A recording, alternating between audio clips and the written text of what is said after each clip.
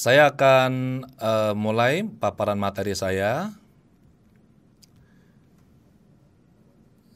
Materinya adalah hipnoterapi klinis, solusi alternatif dalam psikoterapi. Ini satu materi yang sangat penting dan menarik. Saya sudah berapa kali membawakan materi ini secara offline di komunitas HIMSI. Juga pernah saya presentasikan ini di Jogja beberapa tahun lalu. Dan itu dihadiri oleh para dokter, neurolog, psikiater, termasuk psikolog klinis, dan juga saat itu sempat hadir Ibu Dr. Indira Laksmi Gamayanti selaku Ketua Ikatan Psikolog Klinis Indonesia. Oke, kita mulai. Kita perlu sepakat dulu dengan definisi. Jadi judulnya adalah hipnoterapi klinis, solusi alternatif dalam psikoterapi. Nah, ada dua komponen penting di sini yang perlu kita bahas, yaitu apa itu psikoterapi dan apa itu hipnoterapi. Saya kutip dari Mayo Clinic ya.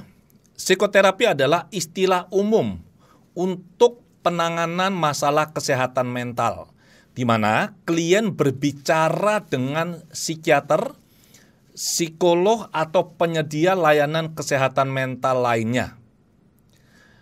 Ada banyak jenis psikoterapi, masing-masing dengan pendekatannya sendiri. Jenis psikoterapi yang tepat untuk Anda bergantung pada situasi pribadi Anda. Psikoterapi juga dikenal sebagai terapi bicara, konseling, terapi psikososial, atau mudahnya hanya disebut sebagai terapi. Ini definisi yang saya kutip dari situs Mayo Clinic. Berikutnya adalah definisi yang saya kutip dari situs APA, American Psychological Association. Psikoterapi melibatkan komunikasi antara pasien dan terapis dengan tujuan membantu orang menemukan kelegaan dari tekanan emosional seperti berkurangnya rasa cemas, takut, atau tertekan. Membantu mencari solusi untuk masalah-masalah dalam kehidupan mereka seperti menghadapi kekecewaan, kesedihan, masalah keluarga, dan ketidakpuasan dalam pekerjaan atau karir. Mengubah cara berpikir dan bertindak yang menghambat mereka dari bekerja secara produktif dan menikmati hubungan pribadi. Jadi ini adalah definisi psikoterapi.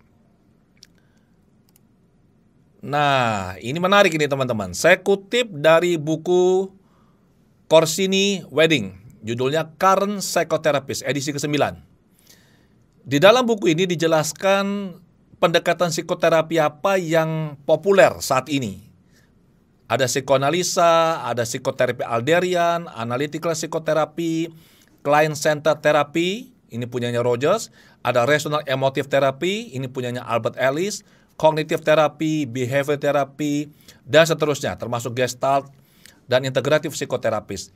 Di dalam buku ini sama sekali tidak ada menyebut tentang hipnoterapi. Ini tentu sesuatu yang sangat menarik. Mengapa tidak disebut?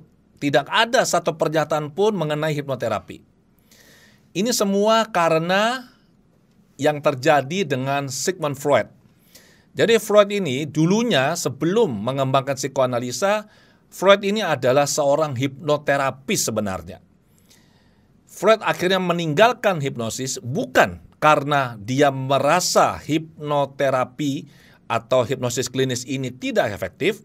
Freud meninggalkan hipnosis ini karena dia khawatir pasiennya nanti bisa mengalami adiksi terhadap hipnosis, sama seperti kalau seseorang adiksi dengan narkotik.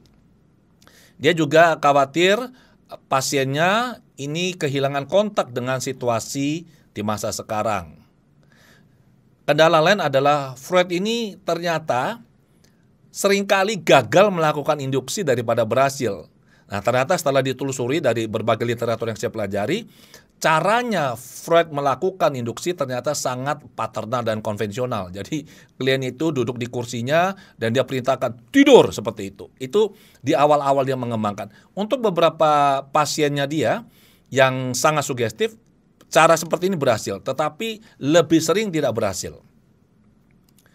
Dan Freud juga merasa malu karena salah satu subjek hipnotiknya, seorang wanita pada saat keluar dari kondisi hipnosis tiba-tiba merangkul dirinya dia.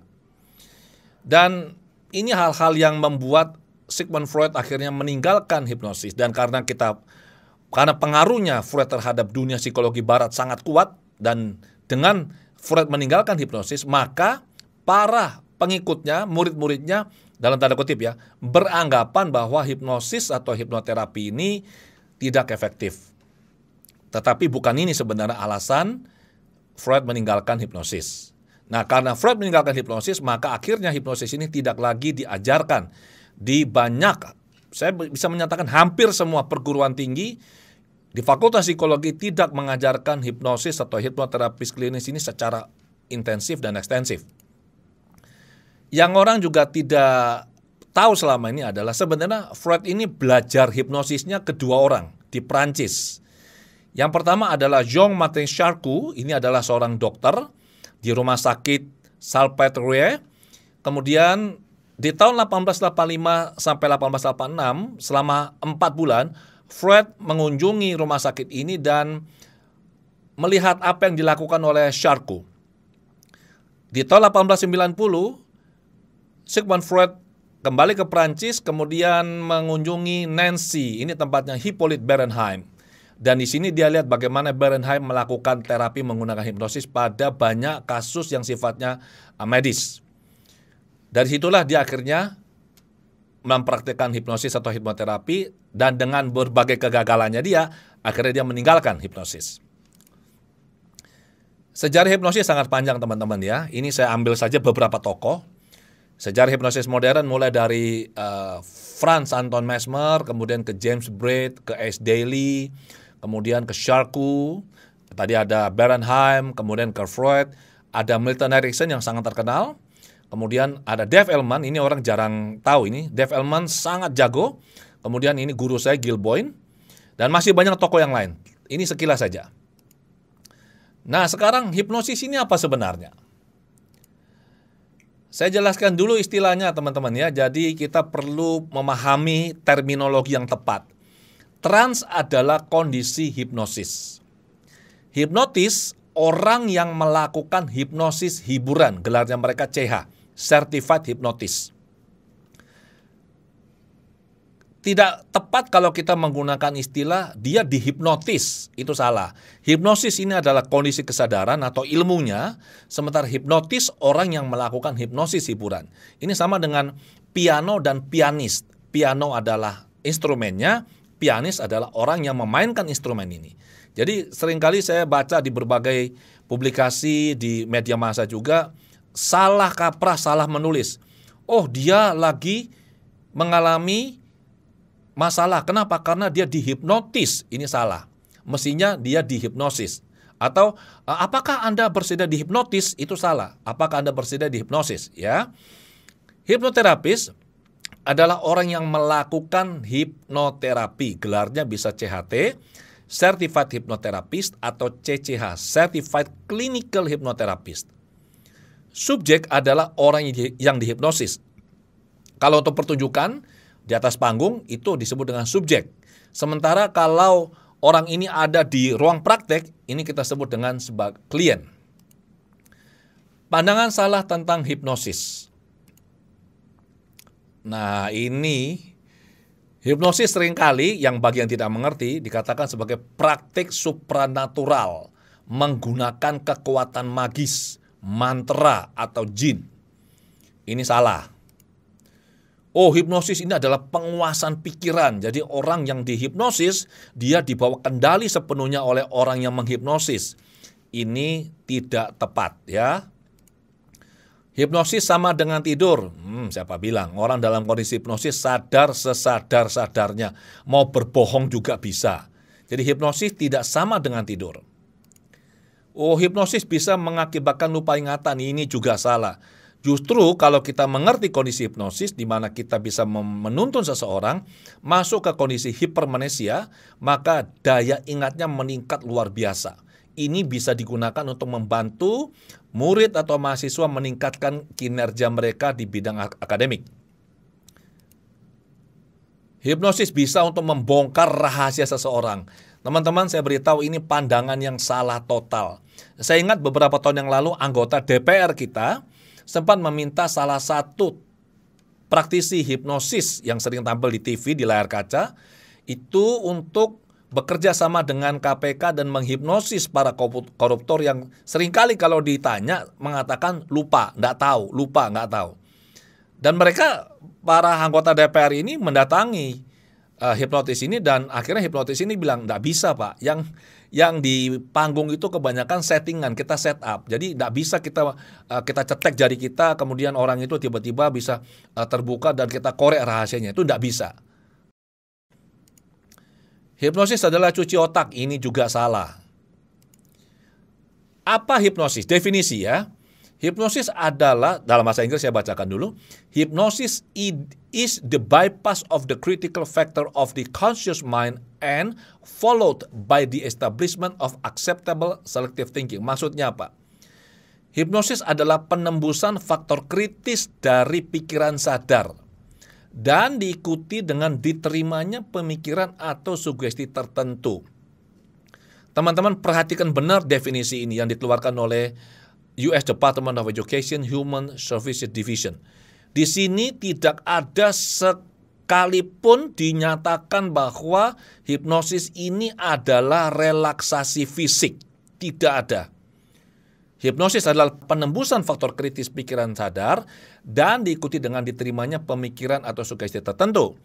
Artinya selama ini pemahaman orang yang menyatakan bahwa kalau orang fisiknya rileks, maka dia dalam kondisi hipnosis adalah tidak tepat. Saya mendefinisikan hipnosis sebagai kondisi kesadaran bercirikan pikiran sadar rileks.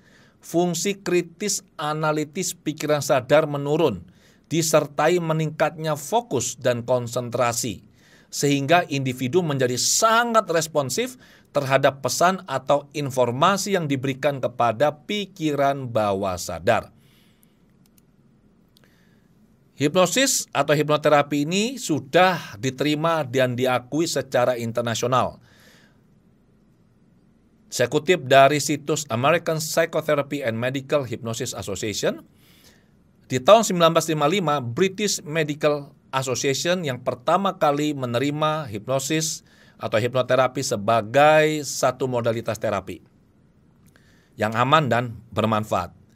Kemudian tahun 1958, American Medical Association, American Dental Association, Canadian Psychological Association, dan Canadian Medical Association melakukan hal yang sama, mengakui hipnosis atau hipnoterapi. Perlu dicatat teman-teman, di tahun 1987, American Medical Association menarik kembali statement mereka dulu yang dikeluarkan tahun 1958 yang mendukung hipnosis atau hipnoterapi. Ini bukan karena hipnosis atau hipnoterapi tidak efektif atau berbahaya. Ini mereka tarik dukungan dan sekarang posisi mereka netral. Mereka melakukan penarikan dukungan terhadap banyak hal di tahun 1987 termasuk salah satunya terhadap hipnosis atau hipnoterapi. Mengapa? Karena ada banyak pengajar atau trainer di Amerika yang mengklaim sesuai dengan apa yang pernah terjadi bahwa hipnosis atau hipnoterapi ini didukung oleh American Medical Association. Padahal standar yang digunakan pengajar atau lembaga itu jelas-jelas tidak mencerminkan standar profesional. Jadi untuk kebaikan bersama, American Medical Association di tahun 1987 menarik posisi mereka menjadi posisi netral dalam hal hipnosis dan hipnoterapi. Di 1960, American Psychological Association APA menerima mengakui hipnosis atau hipnoterapi. Kemudian 1961 oleh American Psychiatric Association. Teman-teman bisa lihat di layar bahwa saat ini di American Psychological Association ada 54 divisi. Hipnosis atau hipnoterapi ini adalah divisi ke-30. Jadi diakui dan masuk ke dalam Society of Psychological Hypnosis. Jadi ingat ya bahwa hipnoterapi ini adalah bagian dari ilmu psikologi, cabang ilmu psikologi. Dan ini diakui oleh American Psychological Association, divisi ke-30. Dan ini yang membuat saya terus terang di awal saya belajar hipnoterapi, saya bertanya mengapa hipnoterapi yang saya baca di berbagai literatur di luar negeri, termasuk jurnal, begitu efektif, kenapa ini tidak diajarkan di Fakultas Psikologi, terutama di Magister Psikologi Profesi. Kenapa? Jurnal Internasional Hipnosis dan Hipnoterapi yang saya biasa jadikan rujukan ada 3. American Journal of Clinical Hypnosis, kemudian di International Journal of Clinical and Experimental Hypnosis, kemudian di Australian Journal of Clinical Hypnotherapy and Hypnosis. Nah, ini yang saya rutin baca, setiap ada terbitan baru saya dapat dan saya pelajari. Hipnosis menurut aplikasi itu ada 5. Yang pertama stage hypnosis, hipnosis untuk hiburan. Ini yang sering muncul di layar kaca, di televisi, atau pas ada acara ulang tahun atau mantenan, ini sering ditampilkan. Stage hypnosis. Yang kedua adalah clinical hypnosis atau hipnoterapi. Ini yang digunakan untuk membantu klien mengatasi masalah yang berhubungan dengan emosi atau perilaku. Yang ketiga adalah hipnoanestesia. Ini digunakan untuk melakukan misalkan pembedahan, cabut gigi tanpa obat bius ya, kemudian melahirkan dengan nyaman tanpa rasa sakit. Yang keempat adalah forensic hypnosis, yaitu aplikasi hipnosis untuk penggalian data di pikiran bawah sadar individu dalam proses investigasi atau penyidikan. Yang kelima adalah experimental hypnosis. Sementara aplikasi yang lain itu misalkan Hypnospot, Hypnosex, Hypnoteaching, Hypnolearning, dan Hypno yang lain itu hanyalah nama yang diberikan di luar yang 5 ini. Ini yang benar yang 5. Yang lain itu hanya tambahan-tambahan. Hipnosis menurut pelaku ada 4. Self-hipnosis, hipnosis yang kita lakukan pada diri kita sendiri. Auto-hipnosis adalah hipnosis yang terjadi secara spontan dalam situasi spesifik. Seperti kalau misalkan kita jumpa dengan ular, atau kita bertemu dengan anjing yang mau menggigit kita, atau kita masuk ke ruang praktek dokter gigi, semacam itu. Jadi kita tiba-tiba masuk ke kondisi hipnosis tanpa kita melakukan apapun. Kemudian ada heterohipnosis, adalah hipnosis yang dilakukan oleh seseorang kepada orang lain. Dalam konteks relasi antara klien dan terapis, saat terapis melakukan hipnosis kepada klien, ini masuk kategori heterohipnosis. Parahipnosis adalah hipnosis yang muncul atau terjadi karena pengaruh obat. Nah, sekarang apa hipnoterapi? Bedanya dulu ya. Beda hipnosis dan hipnoterapi. Hipnosis adalah kondisi kesadaran, terdiri dari banyak level kedalaman. Hipnosis per se atau hipnosis saja tidak terapeutik. Jadi ingat, hipnosis adalah kondisi kesadaran. Hipnosis saja tidak terapeutik. Seorang hipnotis yang cakap belum tentu seorang hipnoterapis yang cakap. Dan ini yang sering kali salah dipahami oleh masyarakat. Mereka berpikir seperti yang ditunjukkan di televisi, apabila seorang hipnotis yang bisa main cetek-cetek tangan, kemudian orang itu disugesti-sugesti tertentu, terus si subjeknya itu nurut dan tiba-tiba katanya berubah, mereka berpikir begitulah proses terapi. Sebenarnya tidak. Teknik dalam hipnoterapi jauh lebih kompleks daripada sekedar teknik untuk hipnosis panggung. Syarat untuk dihipnosis, bersedia untuk dihipnosis, tidak menolak. Jadi apabila klien atau subjek menolak untuk dihipnosis, maka kita sebagai terapis tidak bisa menghipnosis klien ini. Mampu dan bersedia memfokuskan pikiran. Orang yang tidak bisa memfokuskan pikiran, orang yang kecemasannya sangat tinggi, walaupun sebenarnya ada teknik untuk orang yang kecemasan tinggi ya. Tapi pada umumnya orang yang kecemasan tinggi dia sulit fokus. Kemudian orang yang lagi di bawah pengaruh obat-obatan termasuk obat bius, itu tidak bisa kita hipnosis. Tidak ada rasa takut atau tidak percaya pada terapis. Apabila seseorang, klien, dia ada rasa takut, tidak percaya, khawatir, jangan-jangan nanti terjadi sesuatu yang buruk pada dirinya dia pada saat dia dihipnosis, maka rasa takut atau tidak percaya ini akan menghalangi proses hipnosis sehingga si klien ini tidak bisa masuk dalam kondisi hipnosis. Mampu berkomunikasi verbal atau non-verbal, ini penting. Harus bisa verbal dan non-verbal. Kalau misalkan buta tuli, nggak bisa. Bersedia mengikuti dan menjalankan tuntunan. Jadi orang ini misalkan bisa mendengar, verbal non-verbalnya bagus, tidak ada rasa takut, dia percaya, dia bisa fokus, dia bersedia, tapi kalau dia tidak mengikuti atau menjalankan tuntunan, tidak akan bisa masuk kondisi hipnosis. Saya mendefinisikan hipnoterapi sebagai terapi. Boleh menggunakan pendekatan atau teknik apa saja yang dilakukan dalam kondisi hipnosis dengan tujuan mengatasi masalah emosi atau perilaku dan meningkatkan kualitas hidup individu.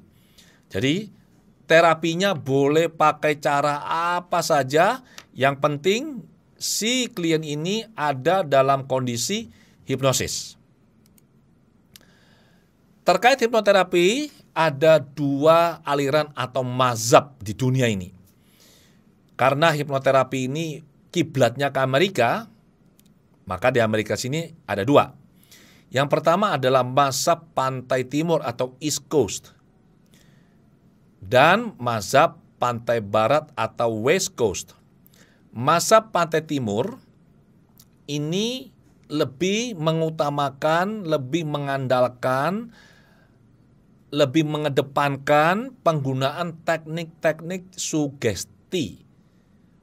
Sementara mazhab pantai barat menggunakan teknik-teknik berbasis hipnoanalisis. Bedanya di mana?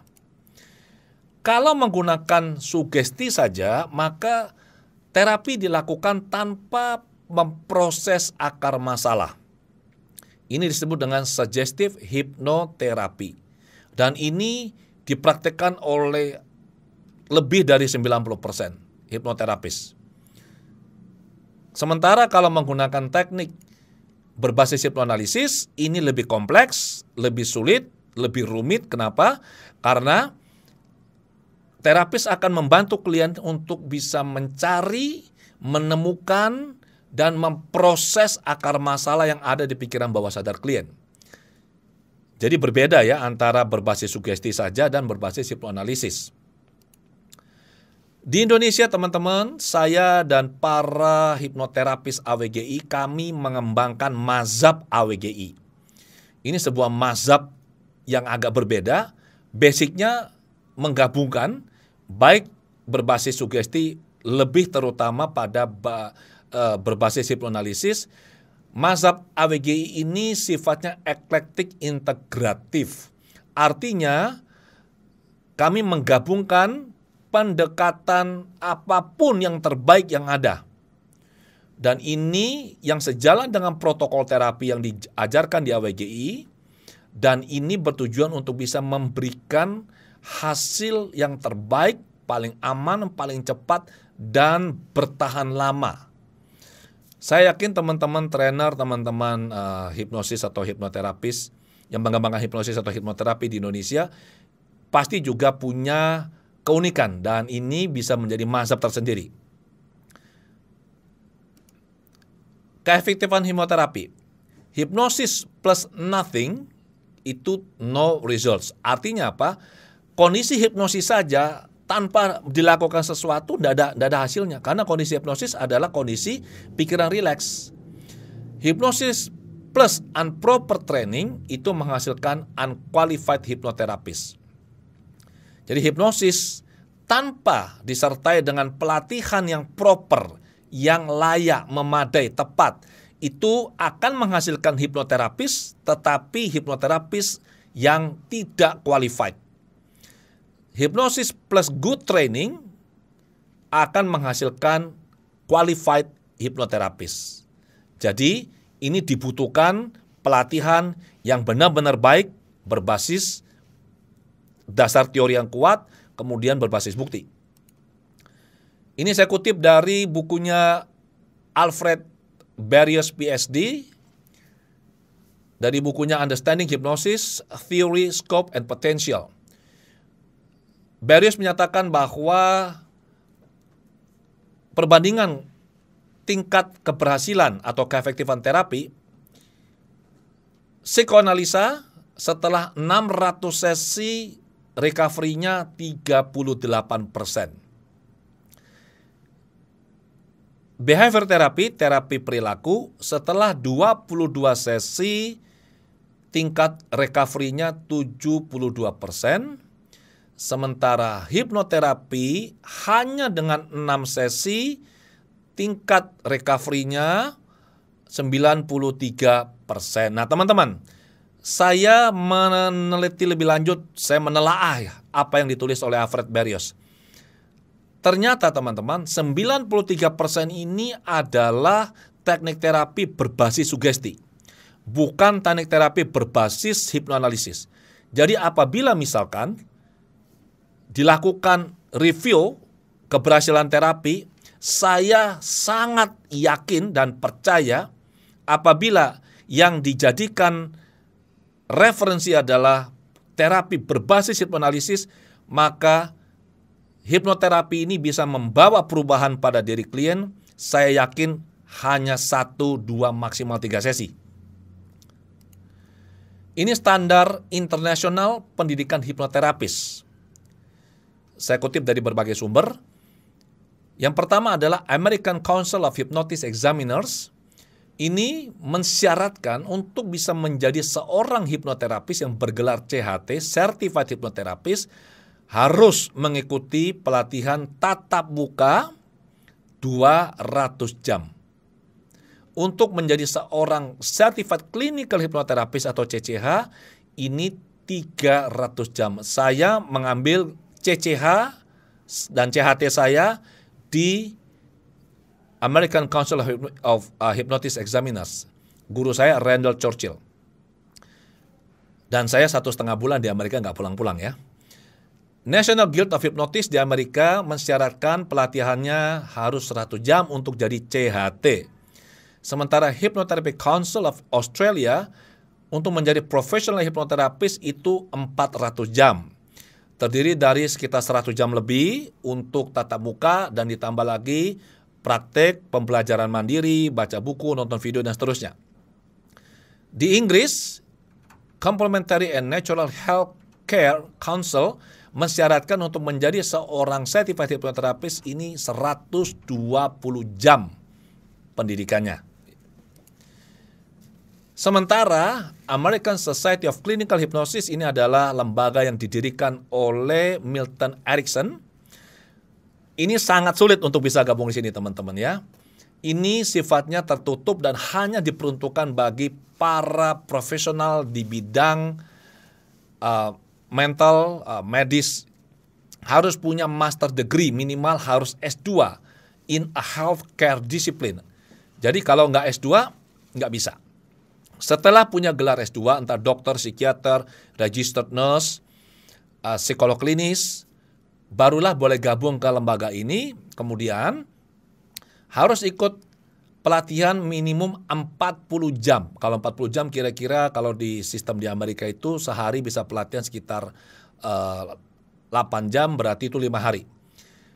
Tapi pelatihannya harus ikut approved workshop training. Jadi harus ikut lembaga atau orang yang memang sudah di-approve oleh American Society of Clinical Hypnosis.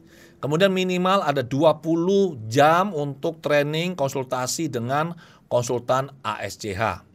Kemudian juga ada minimal pengalaman 2 tahun praktek secara mandiri menggunakan clinical hypnosis.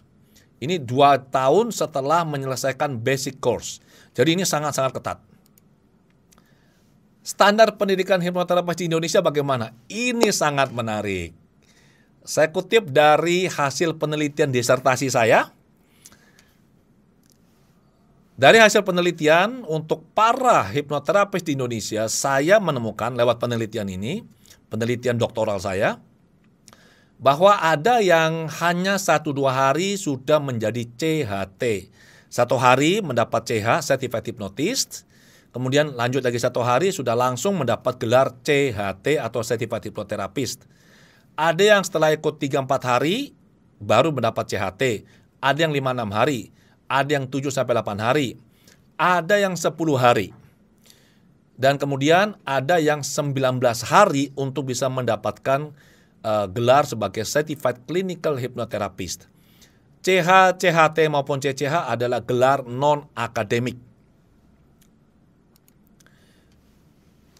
Ini adalah kampus ADW Gunawan Institute of Mind Technology di Surabaya. Kampus ini berdiri di lahan kurang lebih 1.200 meter, kemudian bangunannya kurang lebih ada 800 meter persegi. Fasilitasnya untuk terapi, kemudian untuk pengembangan, dan juga untuk pelatihan. Nah, bagaimana dengan AWGI? Standar AWGI menyatakan bahwa untuk menjadi seorang hipnoterapis ini perlu 110 jam tatap muka atau 10 hari pelatihan, setara 3 semester kuliah. Sementara untuk menjadi seorang hipnoterapis klinis atau CCH ini 210 jam atau 19 hari pelatihan. Ini tidak termasuk praktik mandiri yang tersupervisi, jadi dibagi ya antara 3 hari pertama, kemudian 4 hari, kemudian 3 hari. Jadi ada 3 kali pertemuan, 3-4-3, dan di antara pertemuan ini ada jeda di mana setiap peserta diwajibkan untuk melakukan praktik tersupervisi, dilakukan mentoring berkelanjutan. Ini juga di luar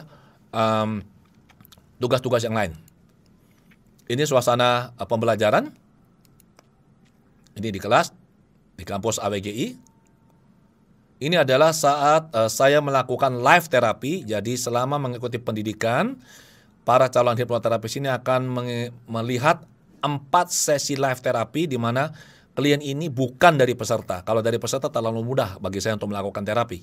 Ini adalah klien dari luar yang saya tidak kenal. Mereka datang dan langsung dibereskan dalam 1 sesi. Ada 4 sesi dan kemudian ada 4 rekaman video dari sesi sebelumnya. Jadi total mereka melihat 4 live, 4 video, total ada 8. Ini adalah foto bersama. Ini saya mengajar materi hipnoterapi klinis di Gunadarma untuk Magister Profesi Psikologi. Kebetulan Kaprodinya Dr. Nilam Widyari ini adalah teman saya. Nah ini bersama para calon psikolog klinis. Dan ini AWGI adalah approved school dari American Council of Hypnosis Examiners. Oke, sekarang apa masalah yang bisa diatasi dengan hipnoterapi? Sangat banyak dan beragam. Intinya masalah yang berhubungan dengan emosi atau perilaku hampir, saya bilang hampir ya, hampir semuanya bisa kita bantu atasi dengan menggunakan hipnoterapi. Misalnya apa? Luka batin atau trauma, fobia, stres, frustrasi, kemudian migrain, insomnia, obesitas, takut berlebih, mudah panik, takut bicara di depan umum, gagap, pencapaian prestasi rendah, berhenti merokok, dan seterusnya, dan seterusnya. Banyak sekali. Sementara untuk anak-anak juga sangat banyak. Intinya apapun yang bermasalah, apapun masalah yang berhubungan dengan emosi atau perilaku, ini bisa kita bantu atasi dengan hipnoterapi.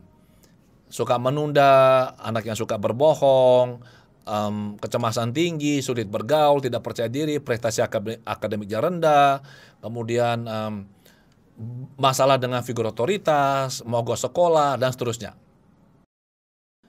Secara kolektif, hipnoterapis ADW Gunawan Institute mulai tahun 2005 saya praktek, 2008 saya mengajar, dan sampai sekarang kami secara kolektif melakukan terapi dan konseling kepada klien dalam kurun waktu 15 tahun ini ada lebih dari 100.000 sesi. Aplikasi hipnoterapi di bidang medis ini sangat-sangat menarik. Ini saya kutip dari buku Handbook of Medical and Psychological Hypnosis, editornya Gary Elkins. Foundations, Application, and Professional Issues. Apa saja aplikasi di bidang medis? Di dalam buku ini dijelaskan aplikasi di bidang psikologi dan juga di bidang medis. Ini saya kutip yang dari bidang medis. Ini bisa sangat beragam, mulai dari asma, masalah autoimun, tulang retak, kelelahan karena kanker, saat operasi katarak, cystic fibrosis, aplikasi di bidang dental, diabetes, disfagia, enuresis, fibromyalgia, dan seterusnya, dan seterusnya. termasuk untuk membantu orang yang bermasalah, masalahnya penyakit Parkinson, kemudian mengatasi rasa sakit, dan masih banyak lagi ya. Nah, ini adalah aplikasi dan dijelaskan di buku itu bagaimana teknik ini digunakan untuk membantu pasien mengatasi atau meringankan atau bahkan sembuh dari sakit mereka. Di Indonesia, hipnoterapis AWGI telah menulis buku judulnya Miracles on Demand. Ini terbitan Gramedia. Ada 32 kisah keajaiban melalui teknologi pikiran. Ini editornya adalah Widya Saraswati dan Christine Liu. Murid saya AWGI telah mengembangkan hipnosis in dentistry, dan ini ada bukunya diterbitkan Gramedia. Ini Dr. Mia Gracia, dan Dok Mia ini sering sekali memberikan seminar atau pelatihan berbasis hipnosis untuk para dokter gigi. Jadi bagaimana menggunakan pendekatan hipnosis di ruang praktek. Murid yang lain, Agus Wirajaya, mengembangkan aplikasi hipnosis untuk self hipnosis. Jadi Agus ini menyelenggarakan workshop scientific self hipnosis. Agus bersama istrinya Connie Widya menulis buku yang judulnya The Connie Method. Ini adalah buku yang menjelaskan bagaimana aplikasi hipnosis untuk membantu wanita pada saat hamil dan pada saat melahirkan, sehingga bisa melahirkan dengan sangat mudah bahkan tanpa rasa sakit. Ini sudah diajarkan kepada banyak klien dengan tingkat keberhasilan yang sangat-sangat tinggi. Satu lagi, Christine Liu menulis buku Quantum Slimming, dan ini juga buku yang sangat bagus, terbitan Gramedia. Ini beberapa contoh kasus yang berhasil ditangani dengan hipnoterapi. Ini adalah James, waktu berusia 6,5 bulan, James sekarang usianya 2 tahun. Terima kasih kepada Ibu Novi yang di Melbourne ya, Mama James yang telah berkenan mengizinkan saya untuk menampilkan fotonya James di acara ini, di kegiatan ini. Ini James usia 6,5 bulan, saat itu mengalami alergi telur. Jadi kalau James makan telur langsung keluar ini mukanya gatal merah-merah di wajah, di seluruh badan. Ini di punggung, kemudian ini di kaki ya. Dan dengan teknik tertentu dilakukan terapi dan hasilnya seperti ini. James sekarang sudah 2 tahun, sudah tidak lagi ada alergi telur. Kemudian ini adalah salah satu peserta workshop Quantum Life Transformation, QLT. Ini diposting di Instagram istrinya, ya, Felicia. Jadi peserta ini mengalami alergi udang sudah 27 tahun dan sudah dicoba dengan segala cara ya. Sudah ke Jerman pakai stem cell, sudah menggunakan terapi bioresonan dan yang lain-lain lah. Dan karena dia berkenan saya bantu pada saat selesai makan malam di hari Sabtu, saya ingat betul itu. Saya proses sebentar dan alergi udangnya sembuh. Temannya saat melihat saya melakukan ini juga minta, temannya adalah seorang wanita yang alergi dengan alkohol. Kalau minum alkohol pasti biduran, itu juga sembuh. Kutil atau Verruca vulgaris ini adalah pasien dari Dr. Arningsi di Singaraja. Dr. Arningsi belajar hipnoterapi di AWGI dan melakukan terapi kepada pasien beliau, dan ini hasilnya sebelum dan sesudahnya ya. Kemudian ini adalah hasil ronsen dari seorang ibu yang berusia 68 tahun. Ibu ini mengalami congestive heart failure, masalah pada katup mitral. Usia 68 tahun dan saat itu tidak mungkin untuk bisa dioperasi. Jadi putra beliau kebetulan adalah murid saya, menjelaskan situasinya, dan karena secara medis tidak bisa dioperasi, maka saya menganjurkan untuk dilakukan tuntunan kepikiran bawah sadar dari si ibu untuk bisa agar supaya bawah sadar bisa membantu melakukan koreksi pada kondisi jantungnya. Oke.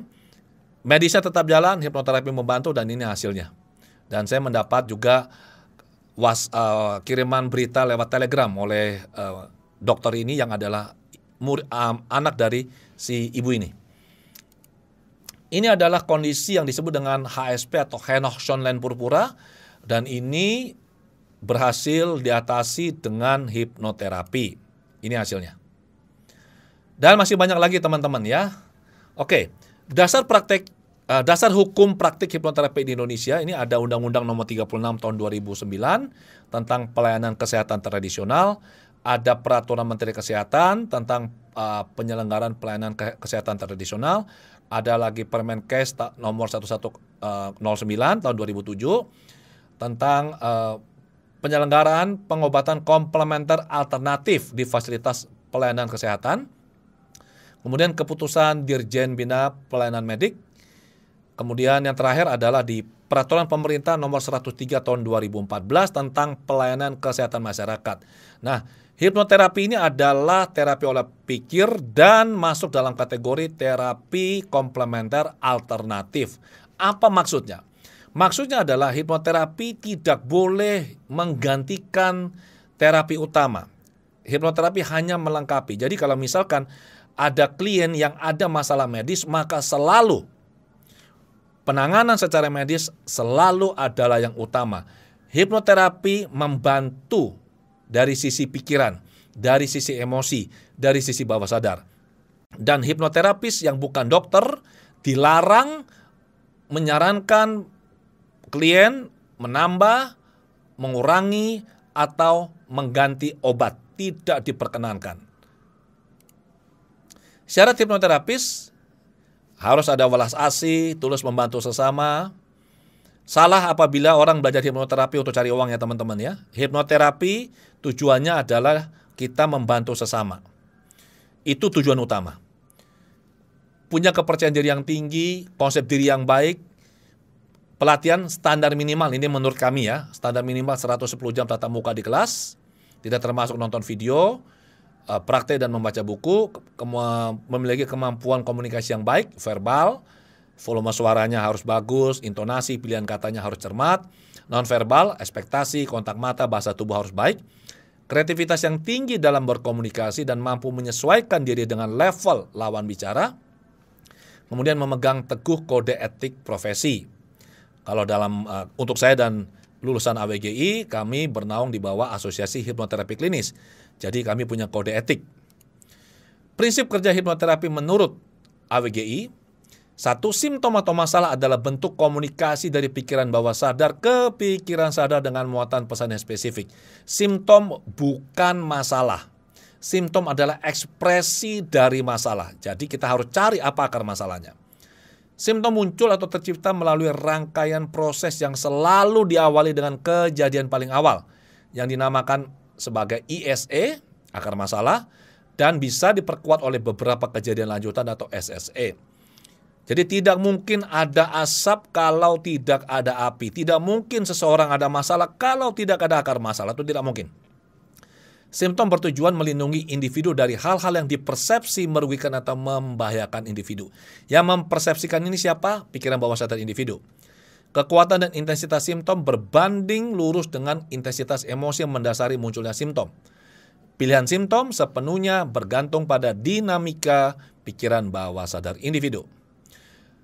Nah sekarang, kalau bicara hipnosis berarti selalu kita bicara dua pikiran. Pikiran sadar, pikiran bawah sadar. Pikiran sadar mengendalikan individu 1-5%, pikiran bawah sadar mengendali 5-95%. Dari pikiran sadar ke pikiran bawah sadar ada sebuah celah atau gerbang yang disebut dengan faktor kritis atau critical factor. Untuk bisa berpindah dari pikiran sadar ke bawah sadar, maka seseorang itu harus menembus faktor kritis ini.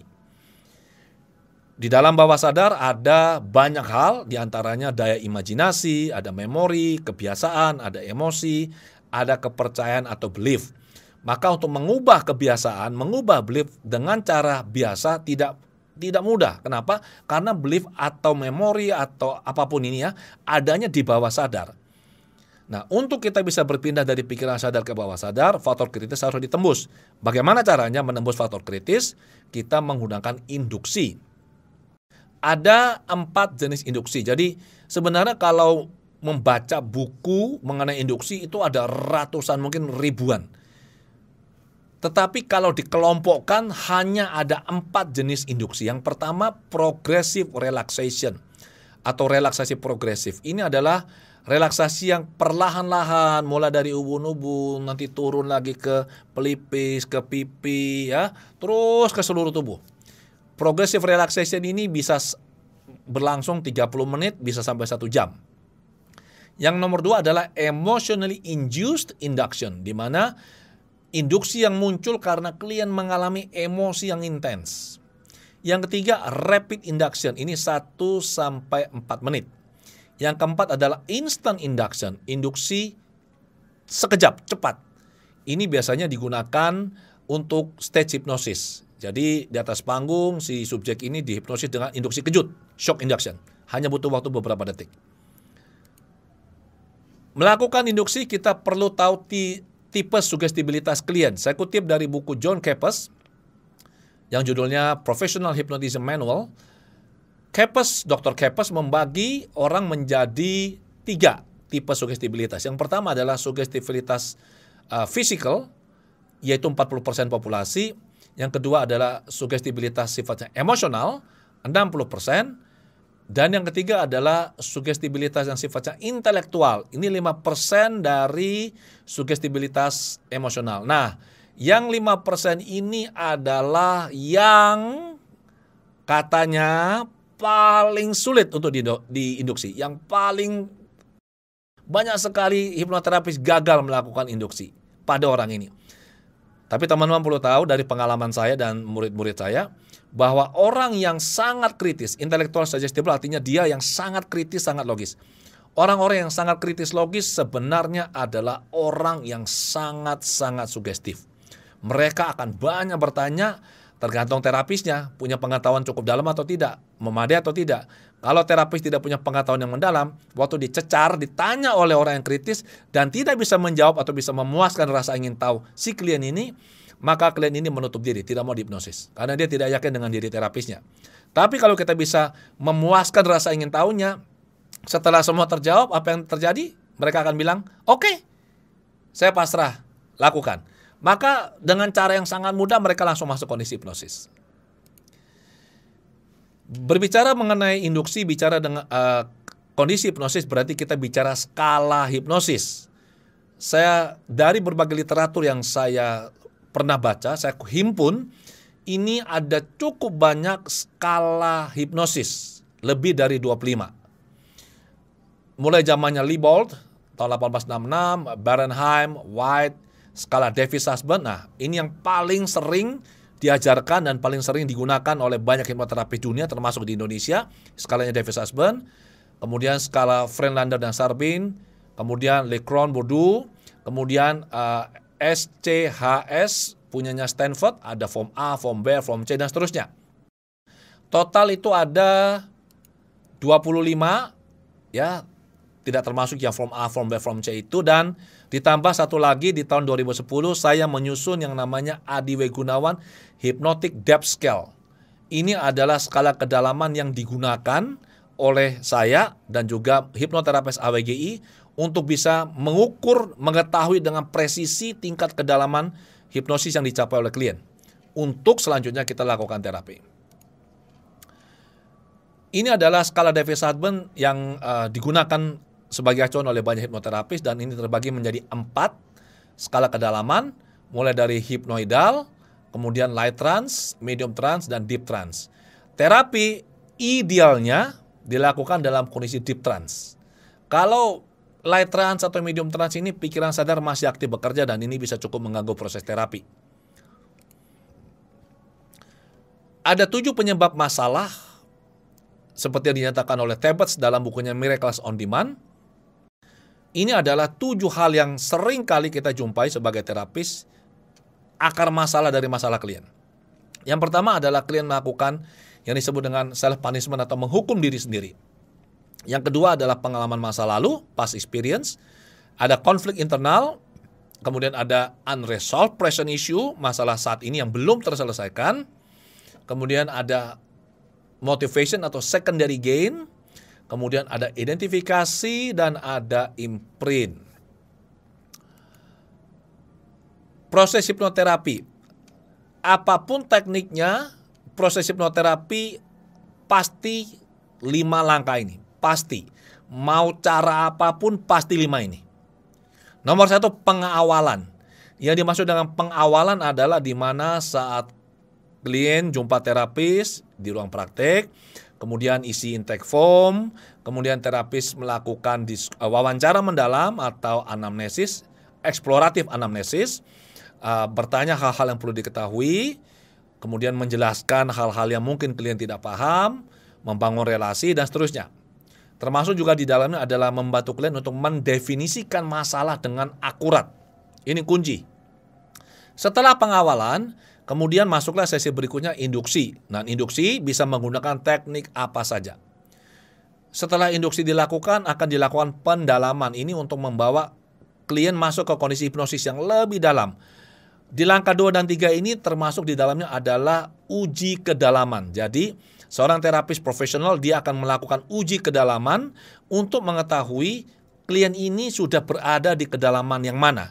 Apakah light trance, ataukah medium trance, ataukah deep trance, atau bahkan yang extreme depth, kedalaman ekstrim.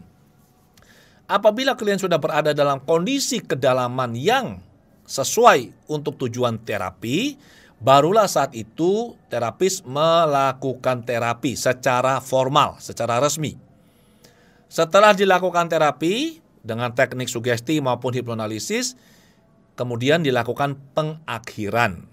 Jadi apapun tekniknya, apapun pendekatannya, selalu dalam proses hipnoterapi adalah 5 langkah ini, selalu. Nah, apabila misalkan si terapis menggunakan terapi berbasis sugesti, maka yang harus diperhatikan adalah yang pertama, klien bersedia di terapi atas kesadaran atau keinginannya sendiri. Jadi kalau klien ini datang karena diminta oleh keluarganya, dipaksa atau bukan atas kemauannya atau kesadarannya, maka akan sangat sulit diterapi ya. Tidak ada rasa takut atau persepsi yang salah tentang hipnosis atau hipnoterapi atau terhadap terapis. Kemudian terapis mampu membantu klien mendefinisikan masalah dengan tepat dan akurat. Terapis mampu menuntun klien mencapai kedalaman hipnosis yang sesuai dengan tujuan terapeutik. Dan yang kelima dan keenam ini sangat penting. Untuk terapi berbasis sugesti, terapisnya harus mampu menyusun skrip sugesti sejalan dengan 17 aturan penyusunan skrip yang benar. 17 aturan ini sejalan dengan sifat, fungsi, dan cara kerja pikiran bawah sadar. Orang yang memiliki kemampuan linguistik bahasa Indonesia yang baik belum tentu bisa menyusun skrip yang baik dan benar yang sejalan dengan sifat, fungsi, dan cara kerja pikiran bawah sadar. Dan saya menemukan ada banyak hipnoterapis berbasis sugesti yang tidak bisa menyusun skrip dengan benar. Yang dilakukan biasanya adalah mendownload skrip dari situs tertentu atau mengambil skrip dari buku tertentu, kemudian skrip ini digunakan untuk menerapi klien. Saya sangat menyarankan teman-teman untuk bisa mampu menyusun skrip dengan benar. Kenapa? Karena tidak semua skrip ini cocok untuk kondisi klien. Dan juga kalau yang di-download dari internet, ini biasanya diterjemahkan menggunakan Google Translator dan ini banyak sekali ketidaktepatan di sini ya. Satu contoh misalkan saya sempat diskusi dengan salah satu hipnoterapis. Kemudian dia mengatakan dia mentranslate induksi. Kalau dalam bahasa Inggris skripnya begini. You are sinking deeper and deeper and deeper. Diterjemahkan dengan apa adanya oleh Google Translator, Anda tenggelam makin dalam, makin dalam, makin dalam. Ini kan sesuatu yang tidak pas ini. Kalau kliennya sugestif sekali, dikatakan tenggelam, itu bisa berhenti loh napasnya. Nah, ada juga yang ngambil dari buku, ya. Ada buku bagus di luar negeri, karangan Corydon Heyman itu satu buku tebalnya sekian ini, isinya semuanya skrip. Tapi sekali lagi, itu perlu diterjemahkan ke dalam bahasa Indonesia baik dan benar, kemudian harus disusun sedemikian rupa mengikuti 17 aturan ini. Kemudian yang terakhir, terapis harus mampu mengatasi penolakan yang timbul dari pikiran bawah sadar klien. Ini untuk mereka teman-teman hipnoterapis yang mengandalkan terapi berbasis sugesti. Bagaimana dengan terapi berbasis hipnoanalisis? Sama 1-4 ya. Kita fokus ke 5 dan 6. Nomor 5, terapis harus mampu mencari, menemukan, dan memproses tuntas. Saya menggunakan istilah restrukturisasi akar masalah klien, menggunakan teknik sesuai kebutuhan dan kondisi klien. Dan untuk bisa mencari dan menemukan ini butuh pengetahuan, butuh keterampilan yang tinggi. Tidak bisa asal-asalan. Kita nggak bisa asal tanya ke bawah sadar, apa masalah klien? Nggak bisa, tidak semudah itu. Ada tekniknya. Kemudian yang keenam, terapis harus mampu mengarahkan dan mengendalikan katarsis atau abreaksi yang bisa terjadi. Karena dalam proses mencari akar masalah, seringkali terjadi, klien itu kembali ke satu masa di mana dia mengalami pengalaman traumatik. Misalkan pelecehan seksual atau apapun. Dan ini akan terjadi ledakan emosi atau katarsis atau abreaksi. Kalau misalkan terapis tidak terampil mengatasi ini kondisinya akan cukup riskan bagi klien. Teknik restrukturisasi ada banyak sekali. Sebagian saja ya, ada ideomotor response, hypnotic regression, systematic desensitization, implosive desensitization, dan seterusnya. Jadi ada banyak teknik. Saya ingat sekali yang dikatakan oleh salah satu pakar di Amerika yang sangat saya hormati dan kagumi, yaitu Jerry Kine. Jerry Kine pernah berkata begini, ukuran profesionalisme Anda sebagai hipnoterapis ditentukan dari seberapa banyak teknik pada toolbox teknik Anda. Jadi kalau kita punya sebuah toolbox, kotak perangkat, kalau kita punya teknik hanya 1-2, dia bilang Anda tidak profesional. Anda harus punya banyak sekali peralatan dan peralatan ini bisa digunakan sesuai kebutuhan klien. Mimpi besar kita untuk Indonesia. Saat ini dunia mengacu kepada Amerika kalau bicara hipnoterapi. Selain Amerika, juga ada Inggris dan juga ada Australia. Mimpi besar kita untuk Indonesia, teman-teman. Saya kebetulan mulai tahun 2005 saya belajar hipnoterapi dengan guru saya, almarhum Yan Nurindra. Kemudian saya mengembangkan sendiri, saya belajar ke luar negeri, saya baca sangat banyak buku, literatur, jurnal juga. Dan saya mengikuti cukup banyak pelatihan hipnoterapi, termasuk juga konferensi internasional di Amerika. Dalam kurun waktu sekian tahun saya rutin tiap tahun ke luar negeri, lebih sering di daerah Los Angeles, mengikuti konferensi internasional hipnoterapi, saya akhirnya mendapatkan sebuah benchmark, sebuah baseline, sebuah acuan, referensi.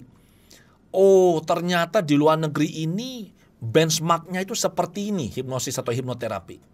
Dan saya bandingkan dengan apa yang kita punya di Indonesia. Kita di Indonesia, kita melakukan banyak hal yang di luar negeri nggak bisa. Kenapa? Karena luar negeri terbentur dengan aturan-aturan yang sangat ketat. Di Amerika, tidak semua negara bagian mengizinkan orang mempraktikkan hipnosis atau hipnoterapi. Di California tempat saya belajar, lebih tepatnya di Los Angeles, itu lebih longgar negara bagiannya. Sementara kayak Washington tidak boleh. Nah, mimpi besar kita semua adalah apa? Di Indonesia kita bisa menjadi salah satu pusat rujukan pendidikan, pengembangan, dan penelitian hipnoterapi dunia. Kenapa saya begitu yakin? Karena saya percaya betul kita orang Indonesia tidak kalah pintarnya dengan orang luar negeri. Dan di Indonesia ada banyak sekali teman-teman saya, trainer maupun praktisi hipnoterapi ya. Bukan dari AWGI, teman-teman saya dari lembaga lain yang juga secara serius mengembangkan ini. Jadi kita bisa bersama-sama membangun sesuatu yang unik dari Indonesia dan ini menjadi kekayaan intelektual bangsa kita. Dan saya bermimpi suatu saat mereka datang ke Indonesia, mereka belajar di tempatnya kita, dan ada nanti tok merah putih di sertifikat yang mereka bawa pulang ke negara mereka. Ini impian saya dan teman-teman. Menuju ke sana, di Indonesia telah dilakukan penelitian, sedang berlangsung ini. Penelitian 3 tahun, lintas disiplin, lintas situs. Yaitu aplikasi hipnoterapi di 3 bidang, masalah kesehatan untuk mengatasi obesitas, diabetes mellitus tipe 2, depresi dan penyakit psikosomatis, kemudian di bidang pendidikan dan industri dan organisasi. Penelitian ini digagas oleh UGM, dimotori oleh Profesor Quartarini dan Profesor Sunarno. Dua-duanya, yang satu dari Fakultas Psikologi, satunya dari Fakultas Teknik Fisika dan Nuklir.